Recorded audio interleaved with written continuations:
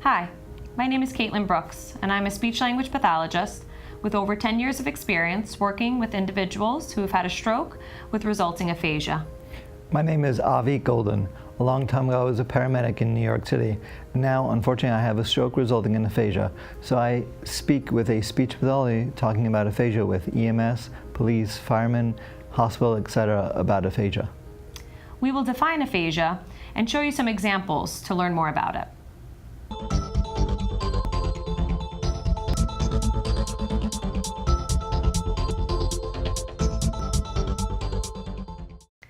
Aphasia is an impairment of language affecting the production or comprehension of speech and possibly the ability to read or write. It is a communication disorder that results when parts of the brain that contain language are damaged. Aphasia most commonly occurs due to a stroke, but may also arise from head trauma, brain tumors, or infections. Aphasia affects different people in different ways. Aphasia can range from mild to severe, making communication quite difficult.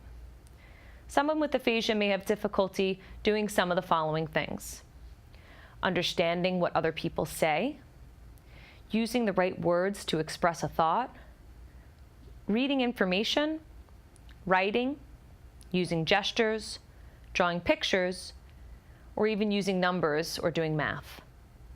Something that's important to note is that a person with aphasia is just as smart after the brain injury as they were before. Aphasia does not impact intelligence. The individual has coherent thoughts and meaningful ideas to share, but has trouble getting the words out. Aphasia can occur alone or in combination with other conditions. These conditions include dysarthria, or slurred speech, apraxia, or the inability to move the face and tongue muscles correctly to form the words, or even in conjunction with cognitive impairment. There are two main types of aphasia: fluent, also known as a receptive aphasia, which results in difficulty understanding language as well as producing it, and non-fluent or expressive aphasia, which results in difficulty producing language, but the person is able to comprehend the information. A person with a receptive aphasia often has trouble following directions, answering questions correctly, understanding the meaning of words and sentences, and following a conversation. A person with expressive aphasia has difficulty producing the correct words for what he or she wants to say. It may be hard for the person to say yes or no as intended, and some individuals have trouble repeating what someone else says. Many people will have a combination of receptive and expressive aphasia, which might be called a mixed aphasia, or when it is very severe, it is referred to as a global aphasia. The classification of the type of aphasia is provided by a licensed speech-language pathologist and will depend on the relative strengths and weaknesses of one's listening, speaking, and repeating. Here we will show you some video examples to demonstrate some of the different types of aphasia. The first example is an individual with a Broca's aphasia, which is a type of non-fluent aphasia. This occurs due to damage to an area located in the frontal lobe of the brain, usually of the left cerebral hemisphere. It results in severely reduced speech output that is limited mainly to short utterances of less than 4 words, and you'll notice that the speech is halting and effortful in quality. And what did you used to do? Worked Autodesk, seven sales, and worldwide, and very good. Yeah. Okay, and who are you looking at over there when you turn your head? That's my wife.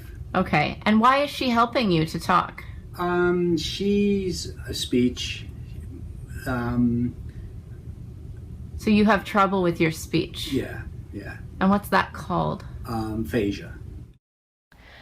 The next example we will show you is an individual with Wernicke's aphasia, which is a type of fluent aphasia. This occurs due to damage to the posterior temporal lobe of the left hemisphere of the brain, which is involved in the recognition of spoken words. In Wernicke's aphasia, speech is produced relatively easily, but often is lacking content. The individual will have an impaired ability to grasp the meaning of spoken words, reading, and even writing. Because of the fluent, nonsensical type speech and comprehension difficulties, many individuals with Wernicke's aphasia may be confused with having mental illness or other problems. They'll save in the moment. He'll have water very soon for him. With luck, for him. So we're on a cruise and we're about to We get to will Juneau. store it right here and they'll save their hands right there for them. And what were we just doing with the iPad? Right at the moment, they don't show a darn thing. With the iPad that we were doing. Like here? I'd like my change for me and change hands for me. It would happen. I would talk with Donna sometimes. We're out with them. Other people are working with them. I'm very happy with them. Good. This girl was very good. The last clip we will show you is an example of an individual with global aphasia, the most severe form of aphasia.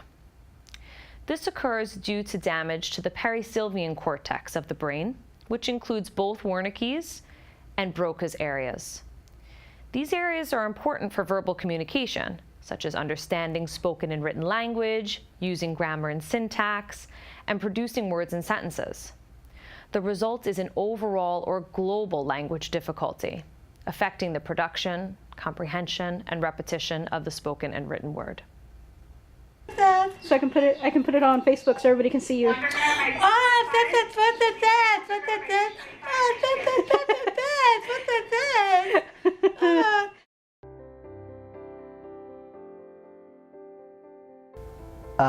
So I was working at North paramedic at 8 years, and then later I was at critical care, and then later flight paramedic, and it was very fun and exciting at North Shore LAJ. Also, I was going to go to the Bar Ilan University to study, but also I was working in Magen David Adom. My mother is Israeli, so I understand Hebrew and English, but after the stroke, I understand Hebrew, but I don't speak, read, or write. So yeah, and I was going to go to medical school, but first my father, he has a AV valve as a prolapse, and I have a prolapse as well. So I say, you know what, I want to go to surgery and then go to medical school. Unfortunately, in the surgery, I have a stroke resulting in aphasia. And it's funny, 1 year, all I can say was Michael.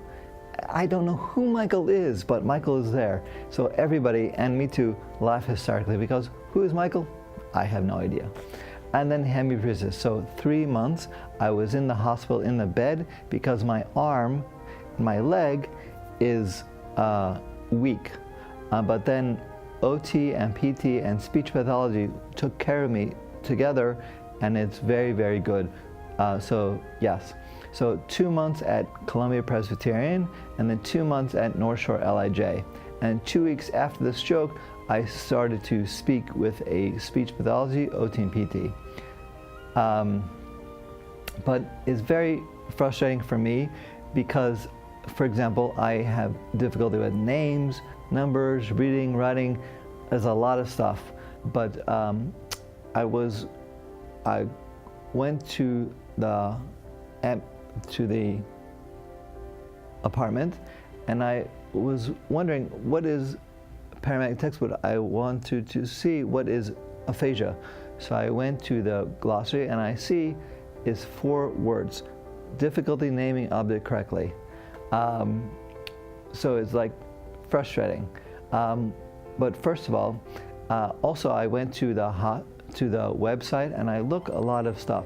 For example, International Aphasia Movement or Adler Aphasia Center.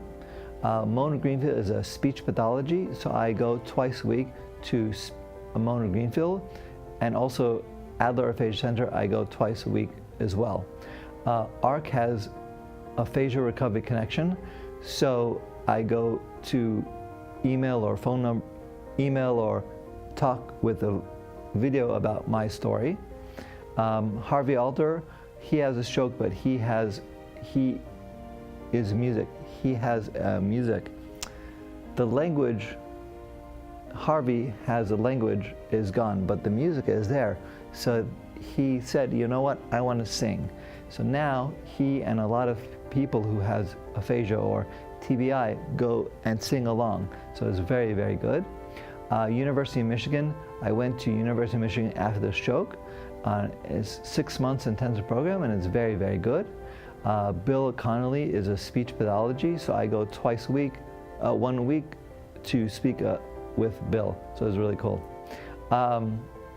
Also, I speak as well with aphasia training awareness. So for example, police academy or ambulance, or in doctors and nurses, for example, North Shore LIJ, or in Israel, Magen David Adom. And also I visit for the hospital about a lot of people who has aphasia as well. So it's very, very good. So 4 years ago, I was a paramedic, but I lost a paramedic, but I really, really enjoy paramedic. So I was studying and tests, and I passed. So it's really very, very cool. And I am working, volunteering, but working today. So it's very, very cool. And that's the story.